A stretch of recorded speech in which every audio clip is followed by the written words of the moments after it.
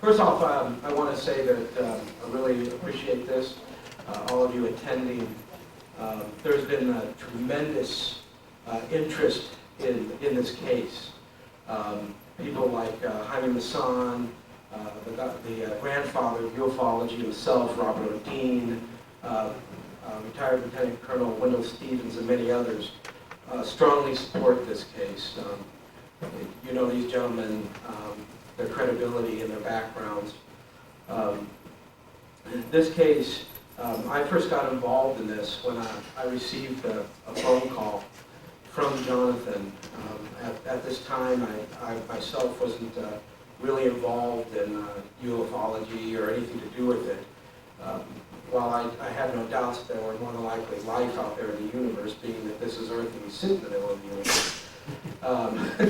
It just seemed to make sense. But I had a real hard time with, possible extraterrestrial intelligence coming to Earth and things like that. I was like most people.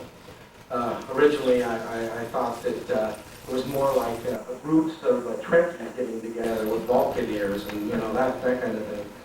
But I found out that I was incorrect.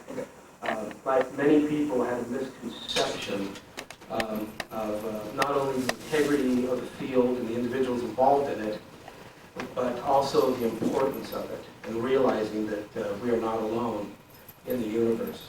So I'm going to, at this time, hand it over to Dan, and then he can hand it back over to me.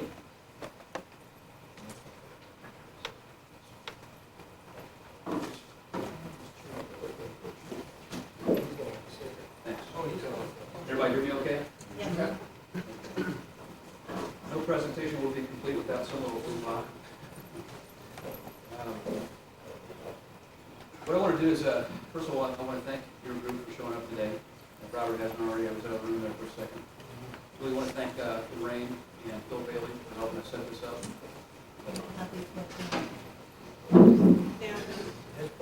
It's not close enough. That's good. That's good. Okay, one reminder, just a real quick reminder for people to turn off their cell phones and pagers and stuff like that, just in case somebody hasn't already stated that.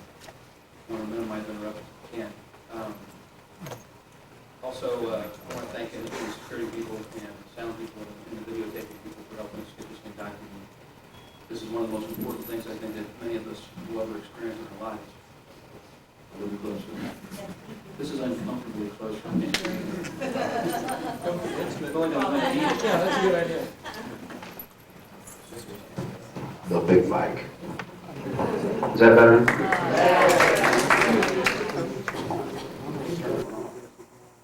Maybe I can go back there. Would you introduce yourself? Yes. Okay, my name is Dan Iria.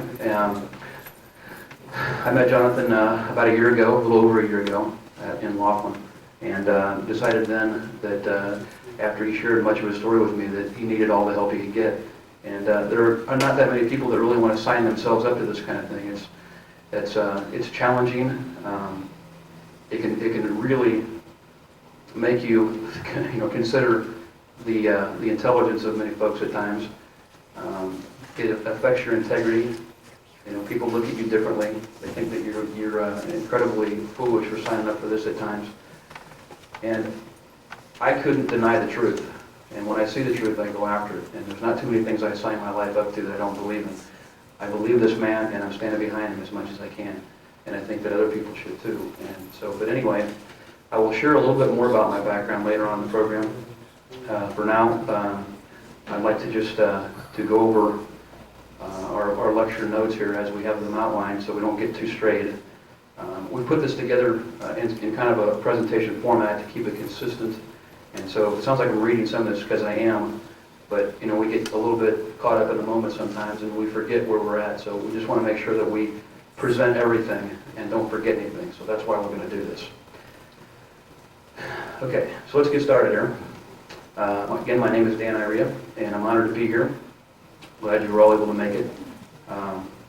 What you're about to experience today are the emotional events of Dr. Johnathan Reed and his fascinating story that first ripped across the airwaves in November of 1998 on Coast to Coast AM with Art Bell. and his international radio audience of over 25 million listeners all around the world. Tonight you will see the photographs, the emotionally driven and much talked about video, and hear firsthand from Johnathan Reed and Robert Wraith all about this incredible event and all it entails and all that continues yet today. I was introduced to this fascinating story when, also like many of you, I was simply listening to Art Bell when I first heard Robert Wraith explain to Art his experience with Johnathan Reed. Since that first incredible night, I was truly fascinated. I not only have experienced the emotional journey of this courageous man, but have gone on to see the evidence for myself up close and in person. In witnessing this ongoing ordeal, and through my own independent research, which I will discuss later in this program, and I also want to add here that the things that I chose to do was my choice. Johnathan never told me what to investigate. He said, hey, if there are issues that you have, if you have problems with certain things that you don't fully understand, and you want to tackle those and you need information from me, I'm here to help you. And he has done that ever since I started this. If I needed information, it was there for me. And the important thing is, and I think if other people had done this, they would have gotten similar results. I treated Johnathan with integrity and sincerity and like a human being. And I think if other people had done that, they would have gotten the same results and the same reactions that I have. People say that he's untouchable, he won't talk to them. Well, anyone who comes up to him and starts challenging him from day one, or from the first moment that they meet him, your reactions would be similar. You would push away. You would not want to talk to someone who's attacking you. But if someone turned that around and just asked the questions politely, not in an attacking fashion, but just to gather information, I am absolutely certain they would have gotten the same results that I did. And we've got another gentleman who wasn't able to make it today, Dan McAvoy, and he and I together have been able to gather just a ton of information from Johnathan, his background, his education, his work history, and all this was done with his cooperation. I don't know why other people don't see that by attacking people, you push them away. But in any case, we're going to share what we know tonight. I have gone on to try and help bring out this story to the public so that others around the world will have a chance to also experience and somewhat understand this incredible encounter. At this time, I'd like to introduce to you all to the man who first broke the story, Art Bell, the world. And tonight, who has graciously offered again to help unravel this fascinating story and the emotional events that surround this odyssey. Ladies and gentlemen, please welcome Robert Wraith.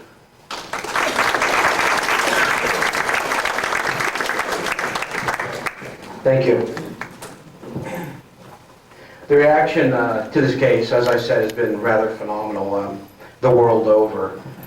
Just to let you in on a little something that happened with Art. Art, constantly people say, oh, Art, I have this and I found that, and Art's used to that, and generally they don't send him anything or whatnot. And if you listen to the first night when I talked, it was about 20 minutes that I spoke. Art got more and more enthusiastic.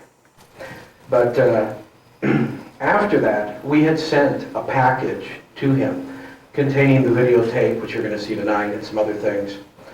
And the first time we had done this, unfortunately, the young gal that went to deliver it was beaten up and the package was taken from her. Now, they didn't take the keys to her car, they didn't take her purse or anything, they just took the package. So we had to route it in another way, but Art finally got the package. And the phone call is something I'll never forget. I get a call from Art Bell, and he says, "This is Art." I said, hi Art, how are you? Oh my God, oh my God. I take it you saw the video. Yes. It's amazing, it's the most incredible thing I've ever seen. And it's gone from there. We've appeared on Art many times, and he's a very gracious gentleman and extremely supportive of this case. He knows some of the attacks that we've had to endure, particularly Johnathan. So let me move on. You are about to experience the emotional events that have set the world UFO community on fire. The events regarding the extraterrestrial encounter of Dr. Johnathan Reed. I was first introduced to Dr. Reed when he approached me about helping him document the alien encounter he had with his dog, which took place about 1 year earlier, October 15, 1996. in the Pacific Northwest Mountains in Washington State.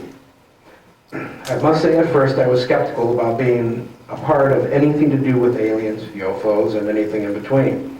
I was just never into that sort of thing.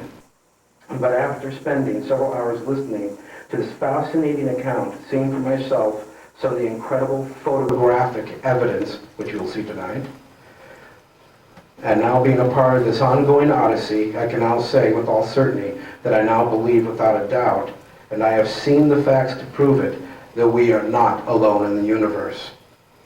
For over 11 months, Dr. Reed and I worked together to chronicle one of the most interesting and controversial extraterrestrial events ever witnessed firsthand in all of modern times.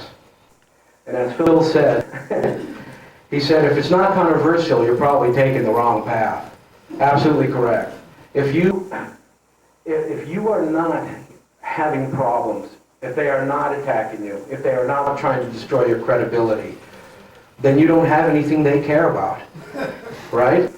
But when they see it, when you see it happening, those are the cases you need to pay the most attention to, because that is the real deal.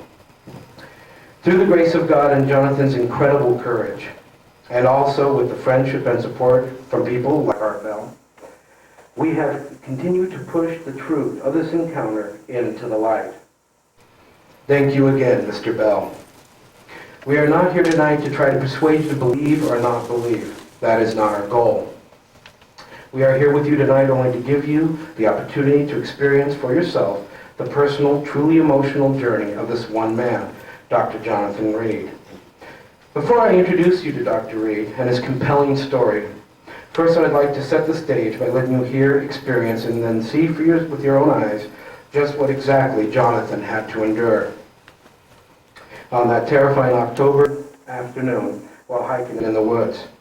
At this time, I'd like to read you from Johnathan's own words from our book, his own account of this fantastic, surreal incident. The sun, now mysteriously hidden. I was confused and physically bent to the point of breaking. I made my way back through the brush as if somehow searching for an answer. What had happened was far too terrible a thing to digest. No invention of thought would allow for it. My mind seemed numb, overtaken with pain. Moving slowly, I waited for some strength to return, enough to deal with that which lay ahead. Maybe nothing would be there at all, I thought. But this was only a desperate attempt to replace some order into a world now totally out of control. Again, I fell to the ground, dizzy, sick, and vomiting violently. Looking to my left, I found myself within inches of the dead creature. The spot had not changed. The body lay on the ground surrounded by a pool of its own blood, oozing from a wound on its skull. How gruesome it looked, and now empty of life. For a long time, I just stared at it. I was frozen in place as if waiting for someone to rescue me from somewhere in hell. But there was no one coming. God, what has happened to me? I'm barely sane, emotionally spent, extremely sick, to the bone. My dog, Susie, dead, killed by some unnatural thing, and I killed it. God, I can't believe any of this is happening. Again, tremendous effort had to be made. I was in danger of my body going into complete shock if I was not careful to conserve my energy. Finally, looking up, the realization of all that had happened snapped me back somewhat into reality. The time had come to try to leave this place, no matter what else. I had miles to go before I would be back to where I had left my Jeep. Then all at once I remembered. My cameras. God, yes. My cameras were in my backpack. I stood up and ran to where I had dropped it, some 60 feet back down the trail. Now exuberant about the prospects of bringing back proof of this nightmare and maybe my own sanity, I grabbed my camera from the pack, turned it on. I then ran as fast as I could back to the top of the ridge where the creature had taken my dog. I began breathing so hard that I could almost feel myself starting to lose consciousness, but somehow stopping each time, just short of blacking out. Not thinking clearly, the video camera turned on. I started thrashing through the brush, running on only adrenaline, like some crazed, hyperventilating predator searching for its kill. Turn the lights down, please.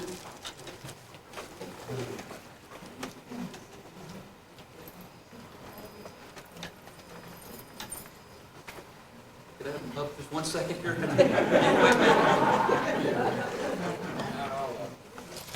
Turn one light on just for a second, please. It's not enough. Hello? Turn on the lights, please. Okay, thank you. I know the lights, but 500.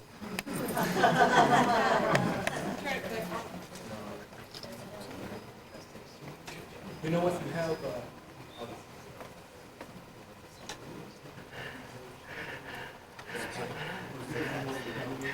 Okay, turn the lights back on.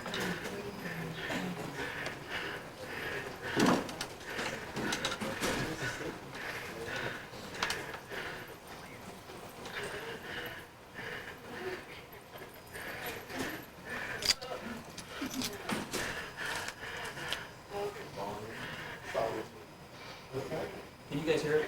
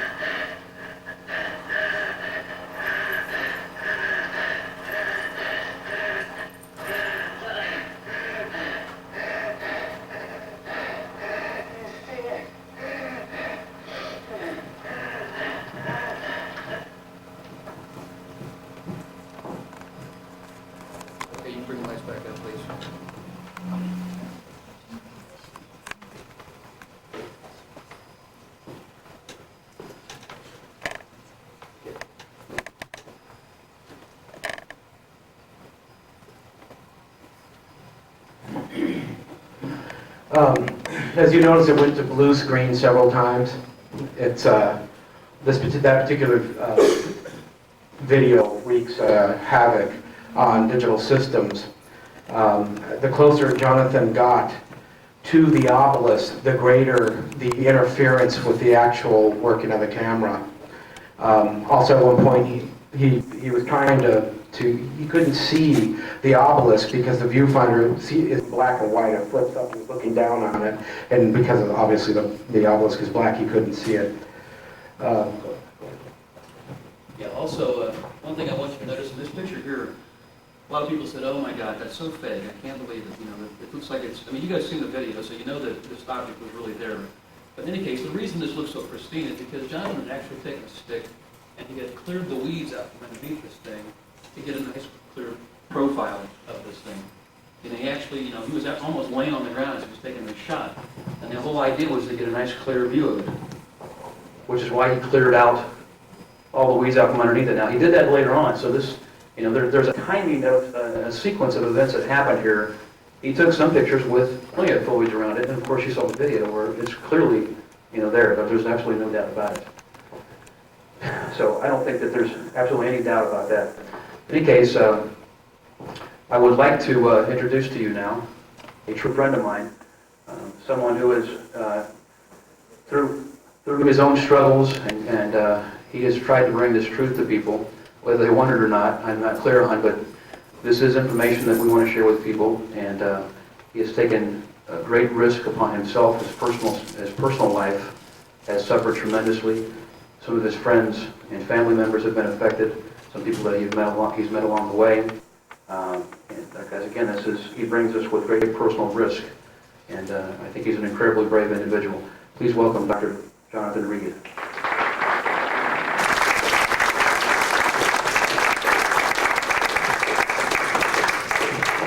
Thank you. Thank you. Could you see it? Well, if you can't then, you can now. That was in the woods, sitting there clearly in front of me for over 2.5 hours. And first I'd like to say, hi, I'm Johnathan Reed. I'm here in spite of all of the problems that I have incurred to bring this information out. I have been able to do this with the grace of God and my friends, Robert Rafe, Art Bell, Dan McAvoy, Dan Irea, and a list of others. At great personal cost and risk to all of them. There are now 10 people dead because of me bringing this information out. And that's dead. Is there any chance of getting a little more light here?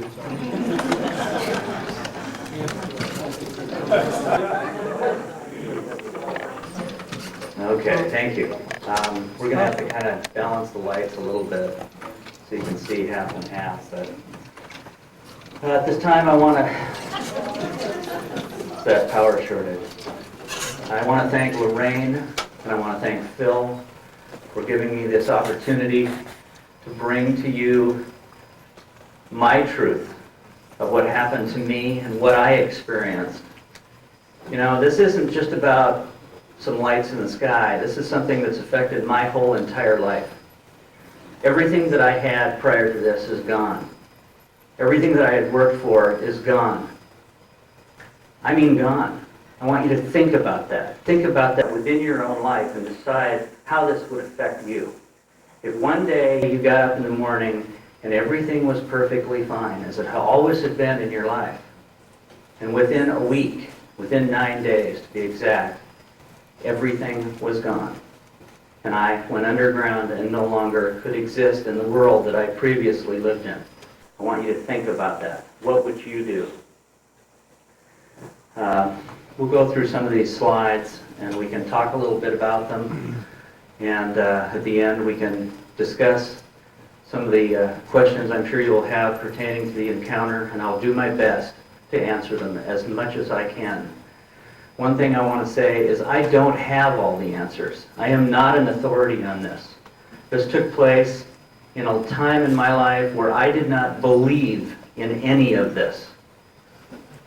And now I do, because I know it's true. And I appreciate your patience. I'm not very good at this. You know, I've been living a very tough life. One of the things I'd like to say is, some people posture, and what they say is, well, I would have done this, or I would have done that. Well, until you go through something like this, how can you actually say what you would do? And then you have people, as I said before, some of the attacks. These people are very serious about stopping this information from getting out, and not just but other things. And they utilize Nazi-like tactics to stop us.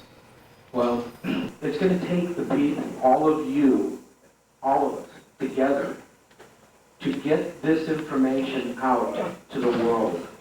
We've seen what happens when people sit by and let things go on. We have Nazi Germany to think about. We cannot allow that to go on.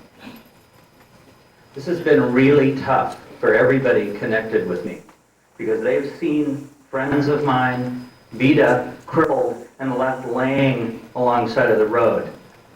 My friend Gary, which I'm sure some of you have all heard about, is brain dead. He will never, ever survive this because of what happened to him. People say, why are you so emotional about this, Mr. Wraith? Because Robert's seen him. Because it's real life. How can you look into the eyes of a person that has been tortured and beaten and not feel compassion for that individual? If you can't, you do not belong amongst the human race. And so, yeah, I am a little emotional about it. I'm very pissed, too. Because I love this country with all my heart. And people have lived, bled, and died for America. And the reason they've done this is for freedom of speech and our rights. Well, I'm going to fight for those rights. And this is one way I have the privilege of doing it. And so do you. By being here today, stand behind your beliefs and be firm in what you know to be real. And listen to everybody and collect the information for yourselves. That's the only way that you can fight the dark side and these people that want to leave the world in ignorance so that they can control it. I have one question. Has everybody heard this story? Do you know? Has everybody? Okay. A few of you haven't? Okay, I will do my best to give you the short version of what happened to me. What you're looking at now is something I call the obelisk, which I confronted in the woods 4 years ago, October 1996, when I went for a day hike with my dog, Susie, a 7-year-old golden retriever. We started our hike like we had so many times before in the mountains of Washington State. This happened about 60 miles east of Seattle, about 15 miles northeast of Snoqualmie Pass, a mountainous region, about 5,000 feet elevation. It's full of trails and streams and deer and wildlife, and it's just a pristine area. It's a great place to take your dog to run. We started walking, parked my Jeep, started walking, and walked for about an hour and a half into the forest, when all of a sudden my dog took off running. And this wasn't unusual. She did this a lot. She chased squirrels and deer and whatever, but she'd come back. She was very obedient. This time it was different. She was barking, and her barking changed. It started to sound like a howl, like she may be treated by something. And there's cats and there's some bear in the area, and you never know what can happen with an animal. So in hearing this, I picked up a branch thinking maybe I could defend her off of something, or at least throw it at her. at whatever was causing the problem. And I had lost sight of her up about, maybe 500-600 feet ahead of me on the trail. But I could hear her barking, and I could hear her in some kind of conflict. And if you've ever had a dog, you know the tone change when they're being hurt. It's definitely something that you understand. It's not just a bark. It's painful. And she was definitely barking that way. So I ran up to the rise, and when I came over the top of the rise, I saw what looked like nothing I'd ever seen before. I saw my dog in some kind of conflict with this creature. It was about 4 feet tall, it had a head, it had 2 arms and 2 legs. And my dog had it by the arm, by the left arm. And I figured my dog was attacking this childlike being. But as I looked, I saw that it wasn't childlike as I thought. It was dark in color, it was gray, and it was vibrating like a paint shaker. And all I could see was the outline of this figure, shaking violently and then throwing my dog back and forth and back and forth. And my dog was 100 pounds. And it was throwing this dog like it weighed nothing. And I yelled at my dog to let go because I thought Susie had a hold of it. And as I did so, I saw my dog start to be torn apart at the neck and the head, ripping her head all the way back and exposing all of her insides, bleeding all over. And at that moment, I knew this wasn't a good thing. And I jumped forward and I hit this thing as hard as I could with that branch because I wanted it dead. And it screamed, and so did I. And it fell to the ground. And I did this out of defending my dog. There's a lot of people that say, well, gee, you should have thought about this. You should have, pondered the question, was this something that could have benefited humanity? Well, at the moment, I wanted to kill this thing any way I could. And if I had it to do again, I'd do it exactly the same way. Because it was attacking, as far as I'm concerned, a member of my family. And I think any one of you, if you really tell the truth, would do the same thing. After that, it fell to the ground, and I got violently sick. I got so sick I couldn't control my bowels. I couldn't control vomiting. I couldn't control anything. I lost all control of my legs and my muscles, and I fell down, and I couldn't get up. No matter how hard I tried, I could not get up. And I ask you again, how would you feel if this happened to you? Everything I had known at that point didn't make any sense. What I had seen didn't make any sense. My dog, ripped in half and now gone in front of my eyes in seconds, didn't make any sense. How would you feel? The video that you just saw was taken out of desperation, anger, frustration, and I apologize for some of the language in it. But I was frustrated and I was angry. For all the times for my camera not to work, I was seeing it distort in and out constantly. And I thought, my God, this thing has got to work. So I just kept shooting. I just kept taking what I hoped would be recorded, and some of it was. And the more further I got back from this black thing, the less distortion would occur. So I realized if I could get back as far as I could, maybe something would be recorded. And what you saw is what I took. And it's also the tape that Art Bell has and that he's had analyzed and looked at. And there's no digital enhancement or anything else that has been done to it. Excuse me, it's just tough to deal with this. To relive this all the time is very difficult. I was sick, I was on the ground. I didn't know what to do. I crawled around in a circle. I tried to regain some strength and some composure, but that was almost impossible. and I was face to face with what I had knocked down. It didn't look like a child to me any longer. It looked like something I couldn't imagine. And I've seen a lot of weird children, and this didn't look like one of them. This looked like something I had never seen or could imagine. After a while, I crawled away from this thing because I didn't want to look at it any longer. I was angry, I was upset, and I was frustrated, and I was sick. And I heard a sound coming from out there somewhere, and I thought, it's a hiker, it's another camper. Maybe they can help me. And I needed help, big time. And so I kind of propped myself up, and I fell back down, and I listened, and I heard this sound, this harmonic type sound. And I thought it was a radio, somebody with a boom box. And I listened, but it wasn't a radio. It was just this low, ebbing, harmonic tone. And I looked, and all I could see was what looked like a mirage in the trees. The trees were bending. The light was bending a little bit. But that didn't make any sense because the daylight was overcast. And this was a heavy tree canopied area. So that didn't make any sense to me, but it was still there. It was still happening. And the sound seemed to be coming from that direction. So I crawled in that direction, and I walked through this brush, and I came up against this thing, actually on the other side of this thing.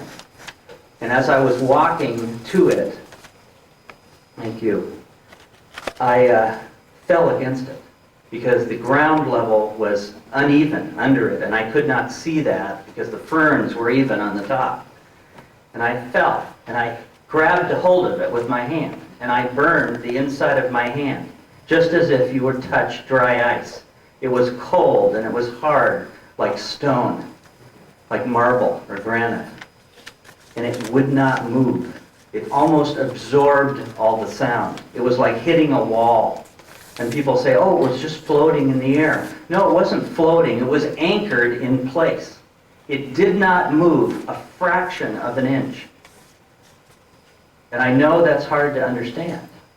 And I looked at it, and I thought, this can't be. And I walked around it, and I took a stick, and I moved under it and over it, and there was nothing there. But it was anchored in place.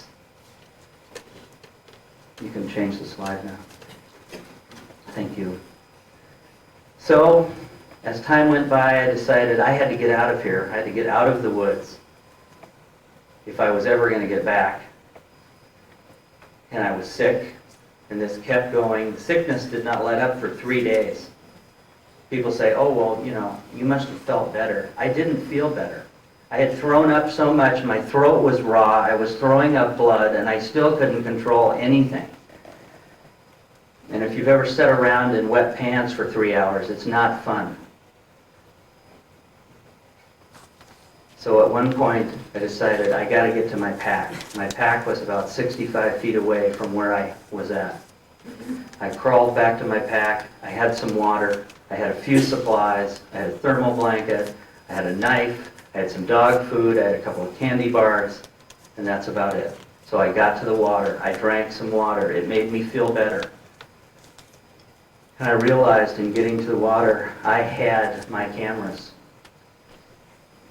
And I took pictures of everything there was, because I didn't believe what was going on. And I thought, if anything, I can tell myself whether I have any sanity left. So I took these pictures. I took slides and I took prints. I took every bit of film I had and I took them. And then I took the video. I took about 15 minutes of videotape. And at that point, I tried to regain some composure. I tried to calm down. I almost passed out from breathing so hard. The air in this area felt dense and thick, almost like the humidity was 200%. But that was insane because moments before, this was a perfect October day, 50 degrees. Nothing made sense. The sound was gone in this area. There were no bird sounds, there was no air sound, there was nothing except this harmonic sound coming from this black shape. When I had fallen against it, the sound changed. It changed from a low sound to a higher, more gentle sound, more pleasant. You can go through the slides a little faster, please. I took pictures of this from all sides. It was 9.5 feet by 4.5 feet wide by 2.5 to 3 feet high. It was approximately 3 feet off the ground, and like I said, I took a branch and I drug it underneath it, over it, and all around it. The air underneath it felt like water when I pushed the stick through it. It was definitely more dense to drag the stick directly underneath it. Now what that meant, I don't know. There's been a lot of speculation on all of this, and like I said, I don't have all the answers, but I've learned a lot of things since. But it just hung there the entire time I was there. It did not move. It didn't have any doors. It didn't have any windows. It didn't have any seams. It didn't have any antennas. Nothing came out of it. I'd like to say something about it. Originally, Art had speculated it was a craft and then realized it wasn't. It's not actually a ship or a craft.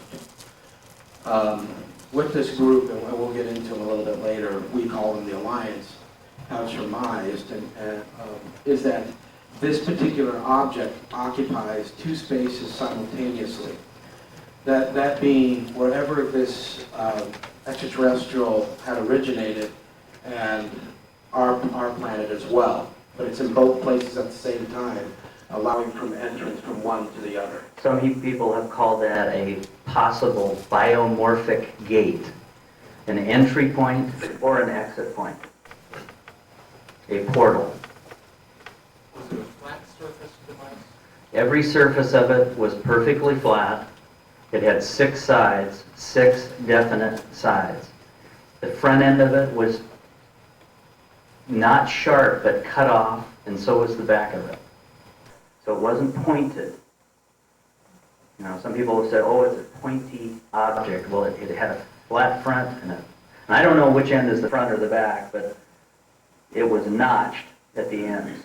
Have they determined a portal? You said they did. How did they determine Well, a lot of people have experienced similar things, I have found since. I've talked to thousands of people who have sent me emails. I've probably got 600 of them that have drawn pictures of this before they have ever seen it and sent them to us. So I'm not the only one that has seen this thing. So how did the group determine that was not a portal? Well, some of these different ufology type groups have people who have a lot of information. One of them is Richard Hoagland, has talked about the possibility of portal. They were speculating. Yes. It's an educated guess, yeah, but let me make it perfectly clear, it was speculation, since, I haven't walked through it. So, I know you went back to the site, Yes. took some pictures and did some investigating. I listened to the Art Bell show and reviewed the websites. How long before you went back there? I went back the next day. Was it still there? No. In fact, when I got well, let me explain. After I got home, okay, maybe I should just continue and then your question will be answered. The course of events was that I finally decided I had to get out of the woods. Otherwise, I wasn't going to get out of the woods, either because I was going to die or it was going to get dark and I'd never find my way out. Okay, and it was getting dark. It gets dark really fast in this part of the country, especially in October. The time that this happened in the afternoon was 2:55 in the afternoon. And if I figure I was in the area for approximately 3 hours, it was going to get dark real quick. And at that point, I decided I needed to get out of here. So what could I do? I decided I would try to hide this body because I was afraid animals would get it and they'd eat it or they'd drag it away.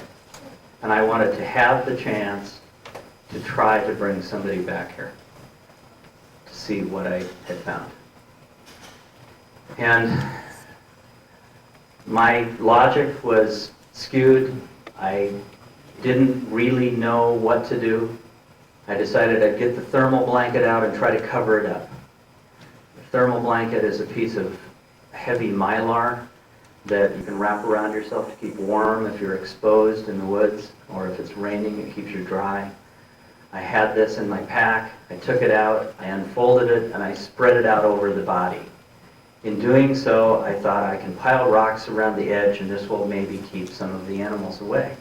Good logic. There were no rocks. I could not find a rock that was not connected to the mountain.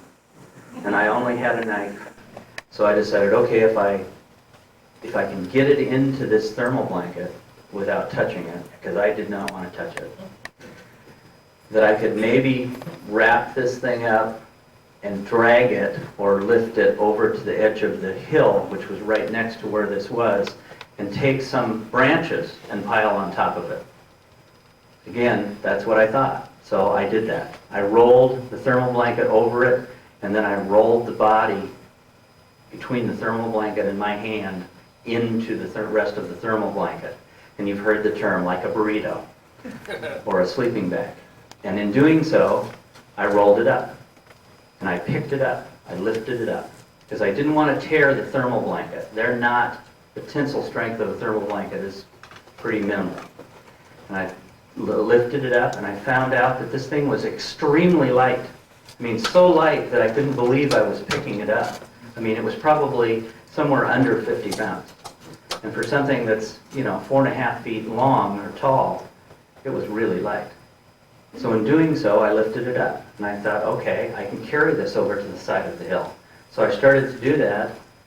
And I thought, well, I can't leave it here. I'll take it down farther, closer to where the Jeep is. And so I proceeded to go down the path where I had come, took my pack straps, and that's a good place to took my pack straps, wrapped it around the thermal blanket, and grabbed my pack in the other hand and started to walk down the trail. And looking for a place to hide it, looking for a place to put it where it would be safer. Stopping along the way to get sick, to throw up, to rest. And I didn't find a place to put it. And I got back to where my Jeep was in an incredible short amount of time. And it didn't make sense that I was already back to where I had parked my car. But nevertheless, I was back. And I walked over to my Jeep and I opened the back of the Jeep and I lifted this thing up and put it in the back of my Jeep. And I got in the driver's side and I sat down and I just sat there for probably 10 or 15 minutes, numb by what had happened. Because I wasn't sure what actually had happened. My mind did not want to let me believe that this had happened. I started thinking all kinds of things. I started thinking, well, my dog must have run off. Or I got sick. Or I had a stroke. And I don't remember what happened. But it didn't make sense. And I looked over at where Susie always sat, and my dog wasn't there. And I looked in the mirror, and I could see the thermal blanket wrapped up in the back of my Jeep. And then it all started to make too much sense. So I got in the Jeep, and I started to drive home. And I passed a ranger station, and I stopped. He wasn't there. There was no one there. So I left, and I got back on the road, and I drove all the way home. And I drove to my carport, and I sat there, and I decided, what am I going to do with this? Am I going to be arrested for killing this thing? Because I didn't know what it was. And I was sick, and I was cold, and I was scared. And I ask you, what would you do if the same thing happened to you? So I took it out of my Jeep, and I put it in my garage, in the freezer that was in my garage. And maybe that doesn't make any sense to some of you, but it made perfect sense to me. It was a big piece of meat. And if I was going to preserve it at all, that's where it needed to be. I didn't want to bring it in the house at that point. Now, sir, your question? Have I answered your question? I was just wondering if, at what point did you go back? I know. Right, the next day, after I had gotten home. Well, actually, I need to follow this up. If I don't, it'll be out of context. So I went in the house, I called my girlfriend, she wasn't home, I left a message, call me, please. I called Gary, my best friend, call me, I need you to come over here. He wasn't home, I left him a message. And I went in the house and I cleaned up and I drank water and I sat down and I paced through the house and I got sick and I tried to calm down. And after about 3.5 hours, I had completely decided that I had either killed my dog or something had killed my dog, and my dog was in my freezer. My mind would not let me go anywhere else because this made perfect sense to me, that I had completely lost control of what happened, being that I was emotionally involved with my dog, as I'm sure many of you are if you have an animal. And I had to know. So I went back out to the garage, and I opened the freezer, and I took this out and laid it on the floor, and I opened it up and looked at it, and it wasn't my dog. And I picked it up, and I took it in my rec room, and I videotaped it. And in a few minutes, we can look at that videotape. But that's the sequence of events. The next day, I went back up there with my friend Gary. He was bound and determined after he found out what I had seen and what he now had seen with his own eyes to drag this obelisk back. We took a trailer and chains. And he was thinking in the right direction, but there was nothing there. It was as if the area had been replanted. It was as if it had never happened. The ferns that I had torn out of the ground were perfect, as if nobody had ever been there. It didn't make any sense to me, but it wasn't there. There was nothing there. And at this point, what I'd really like to do is introduce you back to Mr. Dan Irita, who has taken a lot of time and a lot of patience in helping me document some of this so that other people will realize the value of some of this. He has looked into the photographic evidence. He has had a lot of it analyzed and looked at at great personal expense and time. And I think you need to hear his information at this time. So please, Mr. Dan Irita. Let me ask you, was the dog still there when you got back? No, my dog fell to the ground in a pile of white ash. I'll cover that in what I detail. First, I want to tell you guys that I'm not a terribly emotional person. Never have been. And probably the 37 years I've been alive, I can count on both hands how many times I've cried as an adult. From perhaps the time I was 10 years old on. And some of the things that I've seen happen to this man is just, it shouldn't happen to anybody. None of us in this room should allow this kind of stuff to keep happening. If you guys knew what this guy had to do to get here, for you guys, what he has done, the last 2 weeks, this man he doesn't want to talk about this stuff. He hates to talk about this stuff. But I think it needs to be shared at least to a small degree. He was abducted again shortly after our Philadelphia presentation, and he was tortured. He's been basically under medical care for the last 2 weeks. And it took a great deal of resolve and personal sacrifice to be here with you guys today. And we should all be very thankful that he's done that for us. And I won't tell you specifically what happened to him, because it's his personal business. But I will tell you that it was horrific. And I wouldn't want to see any one of us in this room to have to go through even a fraction of what he has been through. You're going to ask a question? What type of abduction are you talking about? I'm talking about from the Men in Black, the dark side. These people, and I'll get to why I think that they're doing this. And some people have asked, why haven't they killed him? Well, there are numerous reasons why they haven't killed him. The three reasons I think that are most obvious to me is, A, they don't want to make a martyr of him. He's already been in public. People heard him on the Art Bell show. He was very wise to have done what he did. He kind of snuck up on him in a way, because when Art came back on after his first retirement, he just seized the moment. They faxed Art, and this whole thing went down very quickly, and I think it took the dark side by surprise. So the fact that he became in the public's eye, I think, helped preserve his life. In addition, the Link artifact is something that they deeply desire. They want this object. They know that it's powerful. They know that it's functional, and they'd love to have it in their hands. He's taken precautionary measures to ensure that this thing stays as far away from them as possible. It is many years removed from him. He can get to it, but it's a very involved process, and it takes him to start the sequence of events. Without him, they will not get the link. So if they lose him, they lose that. The third thing is that he, in his communications with the creature infused information into his head, which he is still trying to assimilate.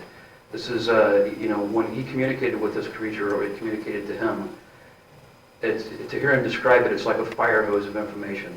It's like you're getting barraged by all of the senses, plus a few maybe that we don't even know we have, simultaneously. You're getting senses, hearing, smells, touches. This all gets infused in your head. Color, everything. Yep. Texture, everything. And this all happens outside the context. It's almost a hyper dream state. In any case, this information that's locked inside his head, I think that they want to know what he knows. And there's at least one other thing that we'll talk about later on that I feel is at least peripherally involved with why they don't want to kill him. So there's a number of reasons why they don't want to kill him. Is this the same entity that he had met in the woods? Mm-hmm. Yes. I mean, it wasn't dead. We'll get to that. I'm probably jumping ahead of the game here. Let me tell you a little bit about myself so people can better understand where I came from, how I fit into this, and how I got involved. In 1998, when this all came about, in November of 1998, I was working at a well-known company, Microsoft Corporation. I was an engineer there, mechanical engineer in the mouse hardware group. And during my time there, I had hiked out in the Cascades many times. And also while I was out there, I became interested in the Art Bell program. Well, and I'm not sure what the year or what the month was in 1998, but I think many of you remember that Art went into semi-retirement. And I had just started listening to the Art Bell show right about that time. So I was very, very interested in, why he went off the air, and so I continued to listen to his show for the updates, because there were updates as to what, and there was speculation about why he retired, and trying to stay abreast of that. Well, he finally came back on the air in November, and when he did, Robert Ray sent his fax in, and I happened to be listening that night, and so I knew a little bit about what was going on, being in the area. What really caught my interest, I think, initially, other than the fact that, they said that they had some proof, video, photographs, was the fact that it was so close to where I was at. I had hiked in the Cascades many times myself, so I know the area. In fact, I'd hiked up at Snoqualmie many, many weekends on long hikes, 20-mile hikes. I know the area, I know the terrain, I know that the tree canopy and the overcastness of that area. So I could really understand what he was seeing, and it was the fact that it happened so close to where I knew that I had hiked really caught my interest. So I continued to listen to the Art Bell show and the subsequent broadcast with Johnathan on it, where they interviewed him 3 times in 1998. And after 1998, I think many of you know that there was a lull, and there wasn't a whole lot going on. There wasn't any updates going on. Nobody knew what was going on. So in around June of 1999, I tried to contact Dr. Reed through his website, email us at iclink.net, and I didn't get any response back from him. And I just assumed that, he was probably a busy man, and, or he, I really didn't know. But, I didn't really expect a response. I later found out that the reason he did not respond was because he had done a presentation in March of 1999 for the San Diego UFO Society, and after he arrived back in Canada after that presentation, he was confronted by, I won't say a man in black because he wasn't, he was actually in a jumpsuit or a jogging outfit of some type, confronted Johnathan with a gun to his chest. And Jonathan's reaction to it was to grab the gun. Well, when he did, he accidentally, the guy had his finger on the trigger, and we just believe it accidentally went off, and it shot him in the shoulder. And he was in recovery during that period when I emailed him, so he wasn't really emailing us. He was actually in hiding and recovering from this gunshot wound. And we'll show you more detail and talk about that in more detail later on in the program too. Well, I didn't let that first email discourage me. I was still very, very interested in the story. And so around September of 1999, I emailed Johnathan again. And I was a little more forthright, and I'm not quite so arrogant as my first email. I was like many of you people. I've seen everything in the paranormal. I've seen every UFO program there ever was. I've always been interested kind of from arm's length. But I've never really seen anything that convinced me. I've always been very skeptical. And in actuality, the only thing that I ever saw prior to this, which kind of intrigued me, was the alien autopsy footage. And I still hold out for the sincerity of the original tape for that. But still, that seemed to be so long ago. It happened in 1947 or whenever they think it happened. It seemed pretty removed. This was now. I mean, this has happened, a little over 4 years ago, and this tells me it's still going. I mean, you can think, well, maybe it only happened 50 years ago, and it's probably never going to happen again. Well, this story tells me that it's an ongoing thing. It's here. And I was pretty convinced at this point that it needed to be looked into a great deal more. So again, in September, I emailed him and I told him my background. I told him I said I'm a mechanical engineer. I graduated from Purdue in 1986 with my engineering degree. And this is what I can do. I know a lot about software. I know a lot about network systems. I know a lot about the web. I said, I don't know. Tell me where I can fit in. Let me see if I can help you. Well, I was surprised to get a response back from him. And he basically, to make it short, said, I don't think you know what you're getting involved with. I don't think you want to do this. And so my recommendation to you is to, keep your interest on the side, because there's a lot more to this than you might know, and you could be putting yourself in danger not knowing it. And I'm kind of arrogant, and I'm the kind of guy that doesn't think that anybody can hurt me. Well, I know different now, but then I felt like, what could I be scared of? What could I possibly be scared of? So I continued to badger him to letting me help him, and so he said, well, okay, if you're that insistent about it, let me do a little checking on you, and I'll get back with you. And I assumed that by checking he meant that he was going to use his alliance contacts to find out if I really was who I said I was. And he contacted me shortly later and said, okay, you say you have an engineering background. Do you think you could maybe handle something like a metallurgical analysis or something like that, and keep it very discreet and low key, and only turn the results over to me? And I said, yeah, I think I could probably do that. I could arrange for that. Well, about a week later, I got a response back from him. He said, well, I still don't think you know what you're getting involved with. I don't really want to involve people that don't have a good understanding of the dangers involved. So I'm going to hold off on getting you involved. And what he ended up doing was going to Osaka, Japan to have the metallurgical analysis performed with the help of the Alliance. They did do that, and we'll go over some of those results later on in the program too, of what the analysis turned out for the Link artifact, which is what he was talking about then. Do you have a question? No, I thought you were going to say something. In any case, around December of 1999, like many of you, I was listening to the Art Bell show again, and December 9th broadcast, they had Harold Chacon and Sean Atlanti and Larry Arthur and Johnathan and Robert on again. And during that broadcast, they mentioned that they were going to be in Laughlin, Nevada on March 9th of 2000 for a presentation. The first one that I'd actually been privy to know about ahead of time. The one that happened in March it must have been a private presentation because I was not aware that that was going to happen, or I would have been there too. But anyway, I marked that on my calendar and committed to go to that presentation, and ended up being there. And on Wednesday of the week of the presenters, I went downstairs to the book area where they were marketing some of the goods, and happened to run into Pam McLeod, and Pam is who helped him with this publishing of this book. Very, very sweet, generous woman, and she filled me in on a lot of the behind-the-scenes stuff that I didn't know about. And she was extremely sincere, and she convinced me that there was a lot more to this than what I originally thought. And I thought there was a lot to this, but there's a lot that I didn't know about. So after about 45 minutes to an hour talking with her, she felt pretty comfortable with who I was, and that I was willing to give anybody a fair shake and an open mind. And so she asked me if I would like to be introduced to Johnathan. And I said, absolutely would. That's what I'm here for. And so she said Jonathan's going to be down in about an hour, but nobody really knows what he looks like. I didn't know what he looked like.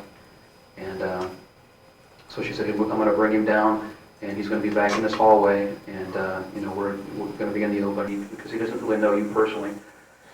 So I said, that's fine. So I walked out to the hallway, and he was standing there. And I'll tell you, folks, this man was pale white, and his voice was quivering, and his hands were shaking, very similar to even today, as he told me his story. And it was only about a 15-minute conversation. But that's the kind of stuff that, I don't see how you can fake that kind of reaction. This was genuine, and the things that he told me, I don't see how or why someone would invent this kind of a tale. I just don't see it. I was convinced. I would say I was about 99% convinced after that conversation with, there really wasn't any doubt, I guess, at that point, but I had 1% of questions that I still had that were perhaps unanswered. Even though I was certain that he was going to have an answer, I just didn't know what it was yet. And later on that evening, we had about a 4-hour conversation, and I would say every question that I had up to that point was answered quite easily and honestly by Johnathan, and he was very cooperative.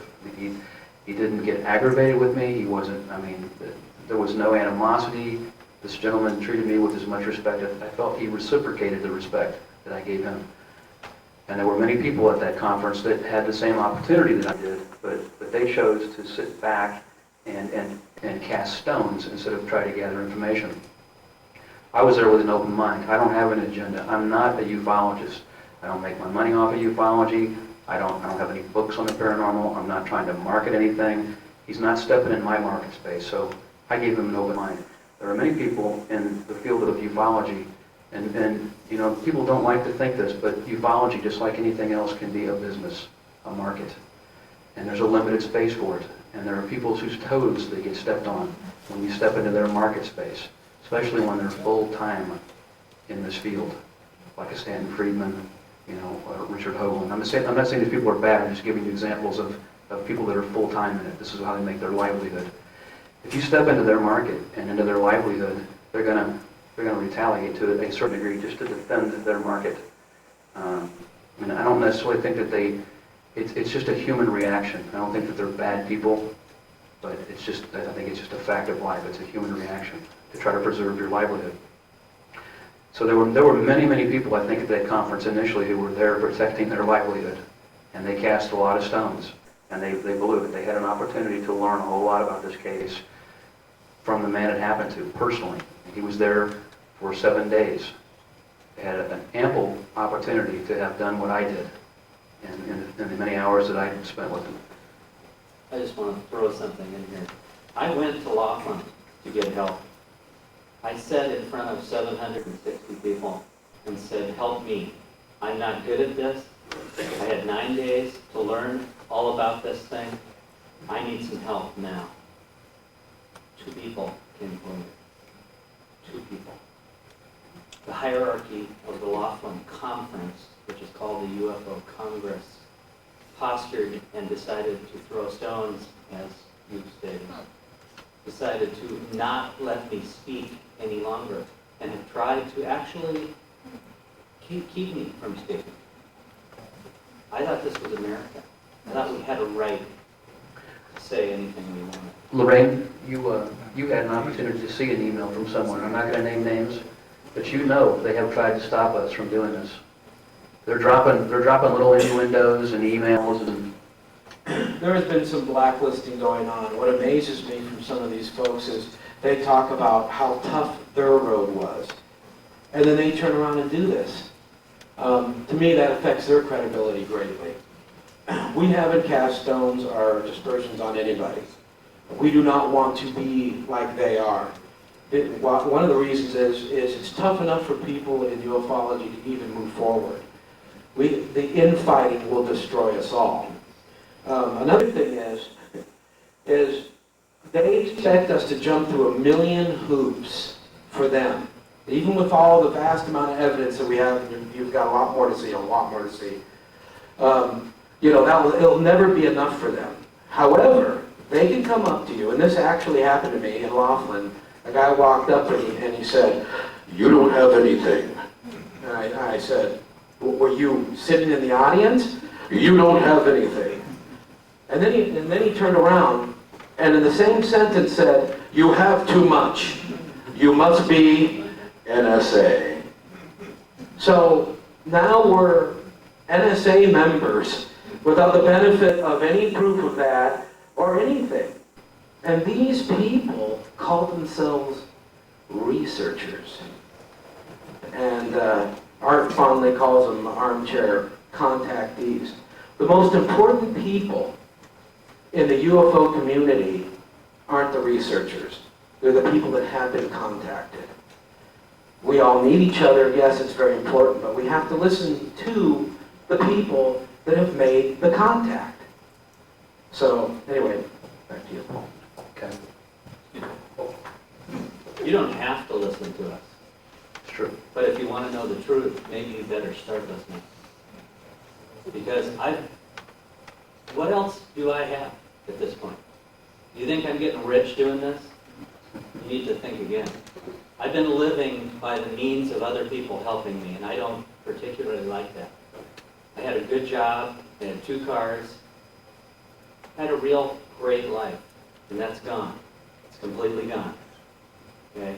One other thing I wanted to say is when this, you're going to say it? I'm going to say it for You're you. going to say it? No, I just want to say that experiencers, which is a word I never knew prior to any of this, is a value that you guys need to think about if you're really interested in this field. It's not about the researchers who take 3rd and 4th and 5th hand information and redigest it and process it and put it in another book to sell next year. Listen to the people. There are thousands of people like me who have had experiences, even more serious than I've had, but they haven't had a camera, you know? They've also had some fear behind it too. Tremendous amounts of fear. If we let people like Johnathan be knocked out of the picture with the extensive evidence he has, we have no hope of getting to the truth. We have got to provide a forum whereby these people can come and talk about this stuff. Because if somebody can walk forward with all these photographs and video, and people are still going to scoff them out, we're never going to cover this. It's going to always be like this. I don't care whether you believe me or not. Just give the forum, just give the open I am not mind. here to convince anyone. But what I am here to tell you is that if you don't start listening to other people like me, it's going to be all over. It's going to pass you right by, and it's going to be too late. So I just say, learn to look with different eyes. I needed to. I never believed any of this before, but I do now. Okay. This is not a cult. This is not a following. No one's asking anybody to join something.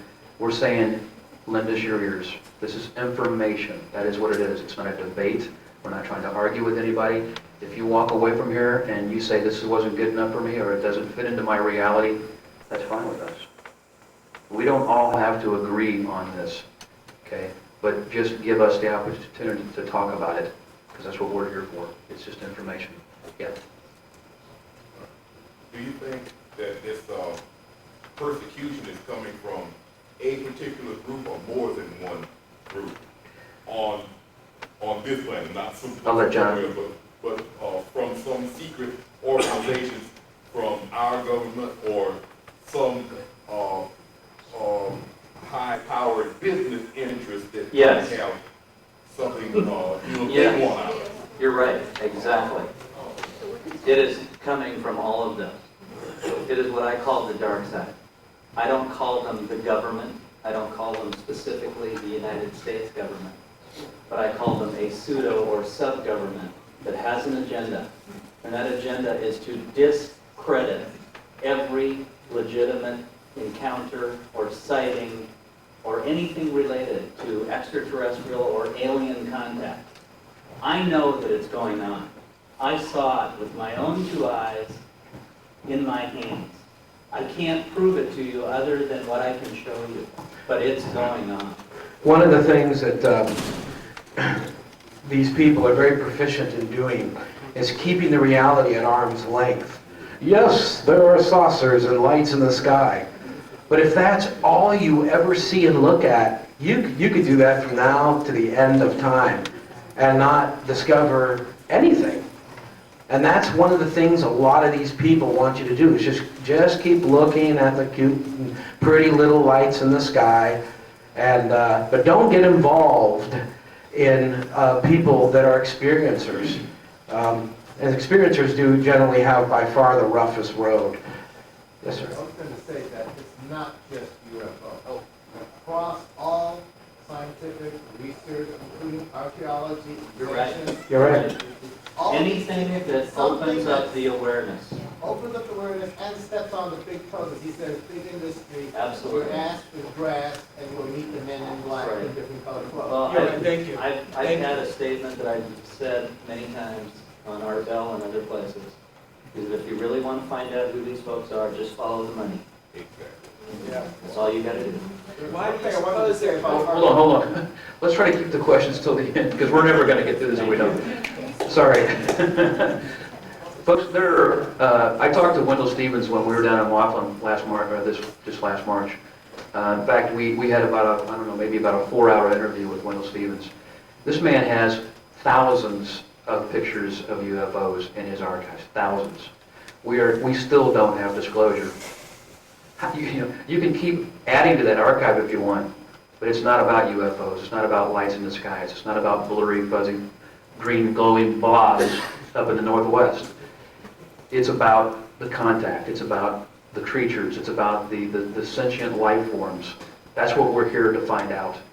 Lights in the sky are nothing to me anymore. I don't care about lights in the sky. I don't care about alien craft. I care about what's in them. And that's something that Bob Dean talked about in his presentation there in Laughlin as well. We know there are UFOs. Everybody knows there are UFOs. That's pretty clear to anybody who's followed this for any length of time. What's in them? Well, Johnathan has a little bit of information about that. I can continue on to what I was getting ready to talk about here. A lot of people have tried to paint this around money, as Johnathan alluded to. They want a motive. They want to find that motive for why you're doing this. Well, I'll tell you, I offered this man $10,000 cash the first day I met him. I didn't do it as a test. It was sincere. I felt he was being honest, and I felt he needed help. And he flatly refused to accept it, even though he needs it. This man can use nothing but money at this point. He's living on a car, out of a backpack, on macaroni and cheese every day of the week. So there's a side of this, that romantic view that we all have of contact and how it's all going to play out. It's not happening here. Okay, this is the reality of it. I offered this man the money, he needed it, and he took it. He said, no, I can't take it because I want this case to stand on integrity, and that's what I have to suffer through a little bit to make that happen. And that was pretty incredible that he's willing to do that, and I still can't believe that. I mean, that offer stands today, and he won't take it. He will not take the money. He's been offered more than that from other folks. Right. I was involved with Bob Kiviat's. Actually, Bob Kiviat sent an email to Johnathan. That's true. Bob Kiviat he owns a company called Kiviat Productions, which is a Fox production affiliate. He produces a lot of things. He produced UFOs, Hoaxes Finally Revealed, and Alien Autopsy, So if any of you have seen those kind of shows, you know who Bob Kiviat is. He produced those. In any case, he contacted Johnathan through one of his researchers, and that email got forwarded to me, and Johnathan asked me if I would follow up on it, and because he doesn't really like to deal with the media, period. So he thought, well, if I can put a third party between me and the media, at least I can find out what it is that they're looking for, what it is they're willing to do. So Kiviat and I had numerous conversations, and he offered to do a piece in last, I believe it was April 20th of last year. He did a program called UFOs, the best evidence ever caught on tape, something like that. He wanted to have a segment on Johnathan's encounter on that. And Johnathan basically told me, I don't care what he offers me. I don't care if it's $1 million or $1 billion or a brand new Lamborghini or whatever. I didn't say a billion. Okay. We all can be bought. No, I'm just kidding. It may be strange, but I'm not crazy. No, what he said to me, this is the truth. He said, I don't care what he offers. Do not accept it. Just politely decline. And so that's what I did. He again contacted us in the May time frame and wanted to do a 1-hour special. And again, Johnathan said, I'm really not interested in the media. We have seen the way the media twists things. They did it with Alien Autopsy, and they'll continue to do it every chance they get. They play it from the money standpoint. And when they run out of things to make money off you on, they'll invent ways to make money off you. And that's what they did with Alien Autopsy. It is a tragedy. But in any case, that's why we don't trust the media, because they twist it to make money. And I'm not saying there's anything wrong with them wanting to make money, but we're after the truth, and I don't think they necessarily are. So we have a different agenda than they do, and I don't think we're ever going to be able to deal with the conventional media route. There may be an opportunity sometime in the future where we'll get this out to the public, but it won't be through the conventional routes. Kiviat also offered the hour special. That's right, that's what I was talking about. He offered the 1-hour special, and Johnathan again told me just to forget it. No way, I'm not going to do it. There was something specific about that. Well, I mean, he did offer to do the show. He offered us a sum of money. He said, that I'm prepared to offer you something that's going to be hard to refuse. And I said, I don't think it's really going to make any difference what you offer. Many people came to Art as well, as you talked about last time around the show, wanting the video, wanting this and wanting that. The problem is integrity. You give the video over to these people, you have no more control over what you give them. That's right. Dr. Simeon Hine works at the Mount Baldy Institute in Colorado. He, for a resident viewing, he said that he did a special with him one time, and what they did is they took these weird psychedelic lights and went in and out and took them from Batman angles, like this. And what it does is it robs anything you have to say that's serious and important, and it makes it look like a cartoon. And this happens constantly. And so Johnathan doesn't want to have anything to do with that. The only way we're ever going to get to what is real is if it gets presented in its pristine state and with some modicum of respect and integrity. Okay, what we're going to do is we're going to take a short break before I get into my stuff here, just so people can wet their whistles and stretch their legs. So if you guys want to just break for about 10-15 minutes, we got a whole lot more to share with you here. Folks here for That helps.